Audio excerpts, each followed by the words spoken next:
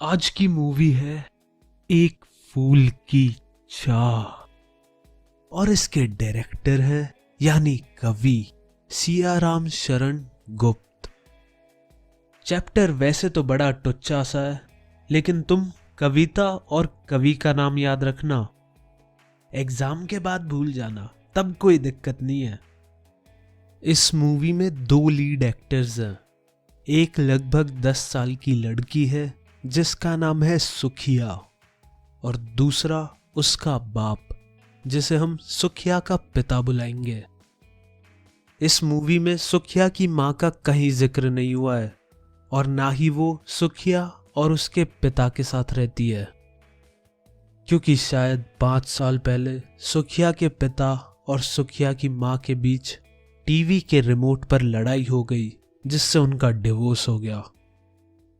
तो दोस्तों, जहां पर सुखिया और उसके पिता रहते हैं वहां पर महामारी फैल रही थी। महामारी का मतलब है बीमारी जो बड़े लेवल पे फैल रही हो। तो भाई बहुत लोग महामारी की चपेट में आ गए, कई लोग मरे भी और पूरे इलाके में हाहाकार मच गया। जो सुखिया थी उसे खेलने का बहुत शौक था। उस टाइम महामारी फैल रही थी तो सुखिया के पिता सुखिया को बाहर खेलने से मना करते थे। वो बोलते थे घर में ही क्लैश ऑफ क्लैंस खेल ले। सुखिया के पिता को डर लगा रहता था कहीं बाहर जाने पर सुखिया महामारी की चपेट में ना आ जाए, पर सुखिया फिर भी अपने शौक पूरे करने के लिए बाहर खेलने जाती थी। और जिसका सुखिया के पिता को डर था वही हुआ। सुखिया को बहुत तेज बुखार हो गया। फिर उस बीमार बच्ची ने क्या इच्छा प्रकट की, ये बात सुनने लायक है। वो बोली, पिताजी मुझे देवी के मंदिर के प्रसाद का एक फूल ला कर दो। मुझे लगता है कि सुखिया के पिता ने सुबह मूली के पराठे ज्यादा खा लिए होंगे, जिससे घर में बहुत बदबू हो गई थी, इसलिए शायद सुखिया फूल की खुशबू सूंघना चाह रही थी।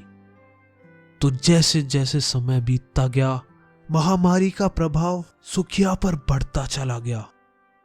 शाम हो गई थी पर सुखिया का बुखार बढ़ता चला गया। जो लड़की खेलती रहती थी अब बेड पर बीमार पड़ी है और बार बार बोल रही है, मुझे देवी के प्रसाद का एक फूल ला कर दे दो। तो फिर सुखिया के पिता निकल पड़े मंदिर की ओर। मंदिर बहुत बड़ा था, वह एक पर्वत की चोटी पर था। वह धूप और दीप की सुगंध से भरा हुआ था। मंदिर का वातावरण उत्सव से भरा हुआ था। मंदिर में बहुत सारे भक्त थे जिनकी आवाजें गूंज रही थी। वहां सब गाना गा रहे थे, पतितारिणी पापहारिणी माता तेरी जय जय जय। पतितारिणी पापहारिणी माता तेरी जय जय जय। याद रखना है तो रखो, नहीं तो जाने दो। फिर सुखिया के पिता अंदर पहुंचे और देवी माता पर दीप और फूल चढ़ाया। पुजारी से माता के प्रसाद का फूल लिया और प्रसन्न होकर घर की तरफ जाने लगा। वैसे पुजारी से एक किस्सा याद आया। मैं एक मंदिर में गया था, वहां पुजारी भक्तों को खाना बांट रहा था। खाना ऐसा सही था और खुद खाना बांटने के बाद मंदिर के पीछे मैकडी का बर्गर खा रहा था। अब आगे की मूवी देखने से पहले मैं तुम्हें एक बात बता दूं, सुखिया के पिता दलित थे यानी अछूत। तो उनके मंदिर से बाहर निकलने से पहले एक भक्त ने उसे अछूत कहकर पकड़ लिया और फिर वहां तमाशे वाली भीड़ इकट्ठा हो गई और लोग कहने लगे कि यह तो अछूत है, ये यहां क्या कर रहा है। फिर लोग गुस्से में कहने लगे, इसने तो मंदिर की पवित्रता नष्ट कर दी। सुखिया के पिता सोचने लगे, मंदिर की पवित्रता इतनी कम है जो मेरे आने से नष्ट हो सकती है। फिर वो लोगों को समझाने लगा कि मेरा पाप तो देवी की महानता के सामने कुछ भी नहीं है। मैं इतना छोटा इंसान हूं, मेरी वजह से देवी की पवित्रता कैसे नष्ट हो सकती है? फिर सुखिया के पिता बोले, माता के भक्त होकर ऐसे छोटे विचार। पर भक्तों ने सुखिया के पिता की एक ना सुनी और मारना चालू कर दिया और वहां दंगल स्टार्ट हो गया। अब सुखिया के पिता कोई तमिल मूवी के हीरो तो है नहीं जो सबको पीट पाट के वहां से निकल जाए।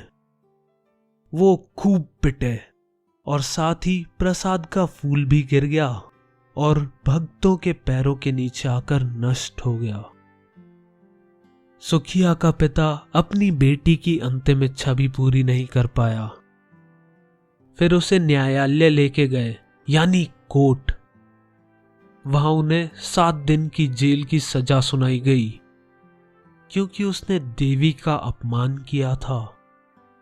जेल में 7 दिन उसे कई सालों जैसे लग रहे थे। जब वो जेल से छूटा तो घर की ओर जाने लगा। उसे पक्का भरोसा था कि उसकी बेटी मर चुकी होगी, बस उसे कंफर्म ही करना था। उसे घर पर कोई नहीं मिला तो वो शमशान घाट चला गया, जहां उसके रिश्तेदारों ने सुखिया का अंतिम संस्कार कर दिया था। वो अपनी बेटी को देख भी नहीं पाया। उसने फिर अपने आप को कोसना शुरू कर दिया कि वो अछूत क्यों है, और ऐसे ही इस स्टोरी की सैड एंडिंग हो जाती है। पर एग्जाम में एक छोटी सी चीज पूछी जाती है कि कविता का केंद्रीय भाव क्या था, तो यह कविता छुआछूत की समस्या पर केंद्रित थी। यह प्रथा लोगों में भेदभाव पैदा करती है और देश की तरक्की में एक बाधा है। लेकिन एक अच्छी बात है, इंडिया चेंज हो रहा है, और स्पेशली तुम्हारी जनरेशन में ऐसी कोई मेंटेलिटी नहीं है छुआछूत और ये अनटचेबल वाली। तो अच्छी बात है ये। Proud of you.